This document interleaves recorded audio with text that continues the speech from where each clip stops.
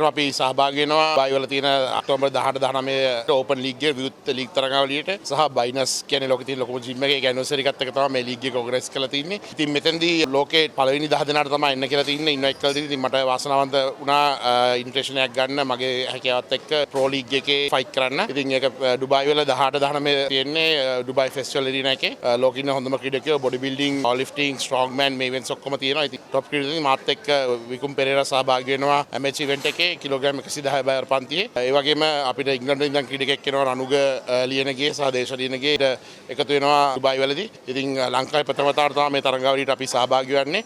ඉතින් ගොඩක් සන්තෝෂයි මේ තරඟාවලියට සහභාගී වීම සහ මෙතන අපිට ලොකු සහයෝගයක් තියෙයි කියලා ඩුබායි වල ඉන්න ශ්‍රී ලාංකිකයින්. ඒක ඇත්තටම රටවල් 9කට අධි ප්‍රමාණයක් වෙනවා. මොකද ලෝකේ ඉන්න টপ ක්‍රීඩකයන් තමයි එන්න කියලා තියෙන ප්‍රෝ ලීග් එකට. MH ලීග් එකේ රටවල් 20කට ප්‍රමාණයක් සහභාගී වෙනවා. විශේෂයෙන්ම යුනයිටඩ් අරබ් එමිරේට්ස් රටවල් ටික සහභාගී වෙනවා. ඉතින් මේක ලීග්යක් විදිහට තමයි තරඟාවලිය තියෙන්නේ. ඉතින් අපි බලාපොරොත්තු වෙනවා පදක්කමකට යන්න පුළුවන් වෙයි කියලා මම හිතනවා. ක්‍රිකට් එක හැමදෙනාටම. ඩුබායි පවර් ලිෆ්ටිං ලීග් එකේ 110 පරපන්තියේ තරඟ කිරීම බලාපොරොත්තු වෙනවා. දැනට තරඟකරුවන් 10ක ප්‍රමාණයක් මගේ ක්ලාස් එකේ නියෝජනය කරනවා. හොඳ තරඟයක් දීලා ලංකාවට කීර්තියක් ගෙන තමයි බලාපොරොත්තු වෙන්නේ.